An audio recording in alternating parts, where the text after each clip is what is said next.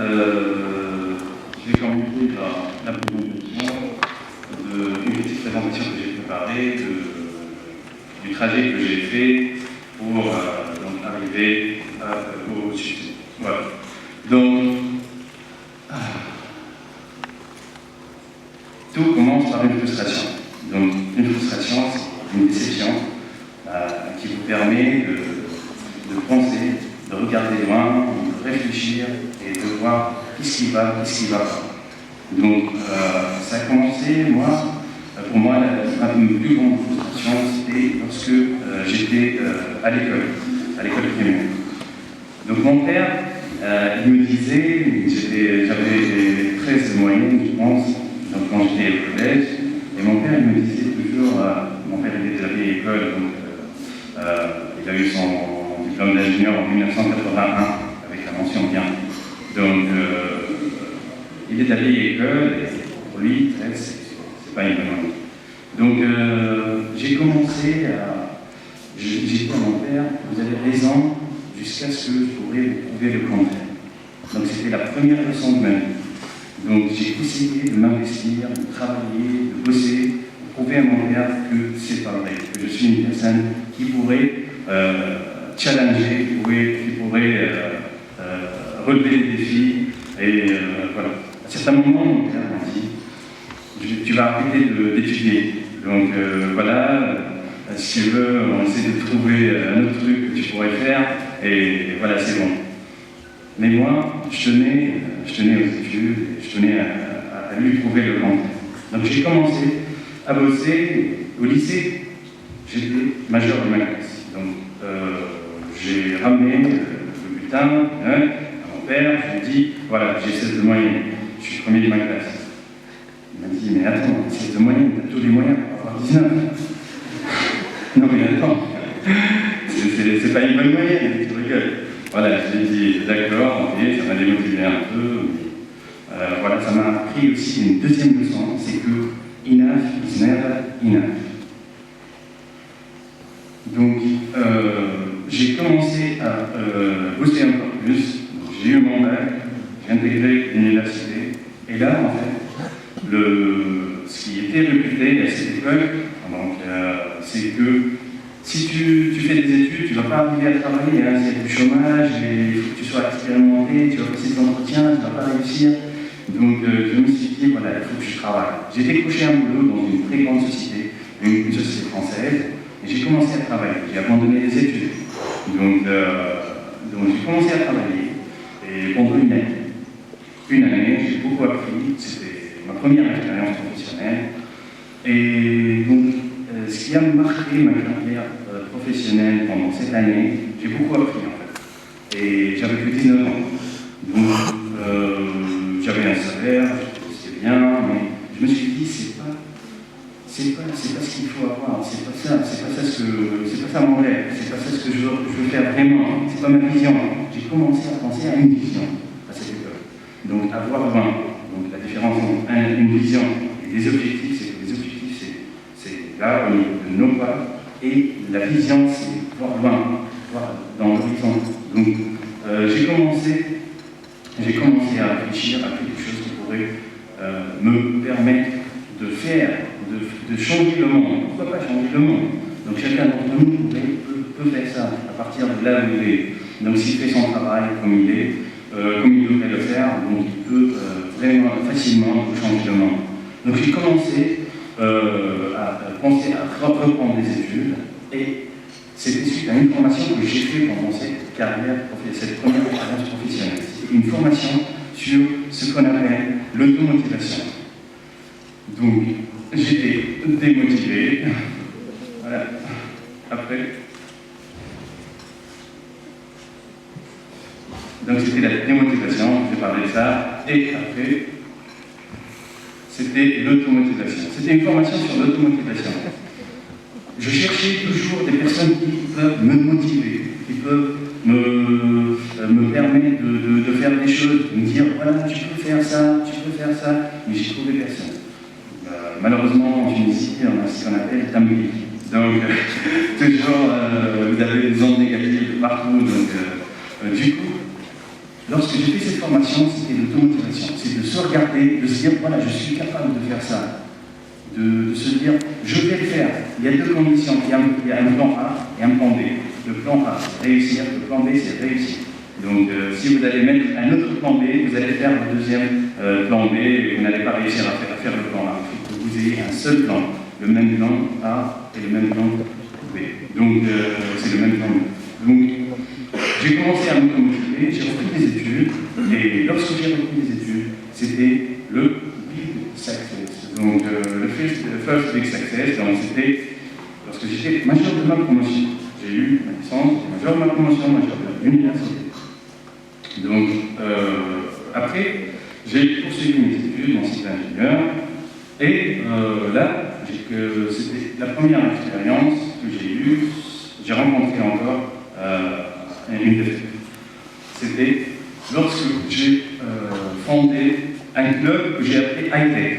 C'était un club pour les ingénieurs, un terrain démonstratif pour les ingénieurs, pour leur permettre d'innover et pour leur permettre d'affronter le domaine professionnel en démonstratif. Donc, pouvoir toucher le technique, parce que malheureusement, on fait beaucoup de théorie en Tunisie, on ne touche pas trop le technique, la pratique. Donc, du coup, on a mis tout un programme en place qui va permettre, dans ce club high-tech, aux étudiants d'évoluer et de toucher vraiment la technique. Voilà.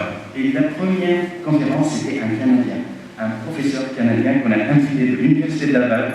Il est venu, il a ramené tout le matériel avec lui. C'était une conférence qui porte sur la technologie RFID, l'identification par radiofréquence, les petites étiquettes qu'on met pour détecter à distance, donc pour reconnaître la distance analogique. Donc on a invité le monsieur, il est venu de là-bas, on avait un expert, il a commencé à faire la présentation, mais on était surpris par la présence de 2 ou 3 personnes. Donc imaginez, un premier événement, un expert du Canada qui vient, et après on a 3 personnes qui assistent. Donc c'était une défaite, on était choqués. On était 4, donc les fondateurs du club. Et on s'est posé des questions. On s'est dit comment on va faire pour remédier à ça. Donc là, en fait, j'ai commencé à penser à un contexte international. Donc, comment mettre le programme du club high-tech sous un cadre international. Lorsque j'ai rencontré le président de I3E, donc en Tunisie, de High-Tech Section, et on a commencé à parler de cette organisation. C'est la plus grande organisation professionnelle au monde pour l'avancement technologique. Donc, j'ai envoyé la demande aux États-Unis pour le siège et j'étais surpris aussi par l'acceptation du dossier après 6 mois. Donc, j'ai pu fonder donc, cette student branch en Tunisie et on a mis le programme, on avait un programme technique, technologique qui était déjà prêt, on l'a mis comme comité sous I3E. Et on a créé d'autres comités pour toutes les disciplines, pour les ingénieurs en biologie, en agronomie et dans les différents autres secteurs. Et du coup, dans tout ce qui est ingénierie. Donc du coup, après, on a pu réussir à organiser plusieurs événements. Donc après cette expérience, je suis parti à l'étranger pour, après avoir eu mon diplôme d'ingénieur, je suis parti en France pour travailler, pour bosser. J'ai passé 4 mois là-bas, développant une application. J'étais en train de développer une application qui s'appelle React. Cette application, c'était un outil qui permet aux touristes de trouver les destinations, les meilleures destinations sur l'île de La Rochelle. Et c'est une très fréquentée, c'est parmi les meilleures destinations des Français en France. Et c'était une application qui est cartonnée. Mais en fait, encore une frustration, c'était que le propriétaire de l'entreprise, il n'avait même pas son break. Il n'avait même pas obtenu son break.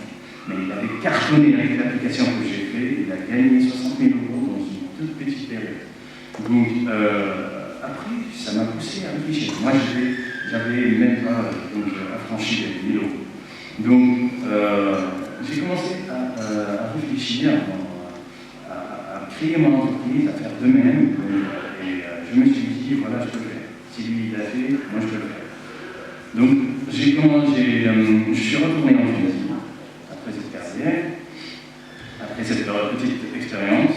Et lorsque j'étais en Tunisie, j'ai commencé à réfléchir à un projet, à une idée viable, une idée qui pourrait être demandée partout, un besoin auquel je vais satisfaire, donc un besoin, et j'ai essayé de créer un nouveau besoin en Tunisie.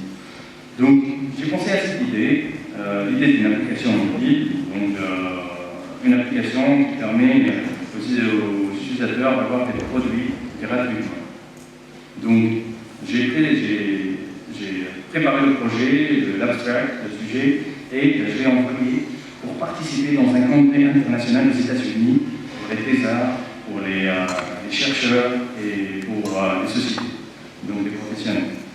Donc j'ai envoyé, j'étais aussi surpris par l'acceptation du comité, et je suis parti pour participer avec plus que 257 personnes.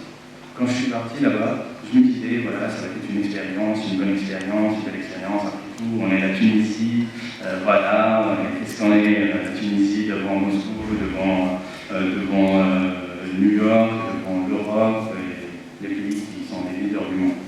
Donc, j'ai fait ma présentation dans les heures, et j'ai avec toute confiance en soi, juste pour présenter.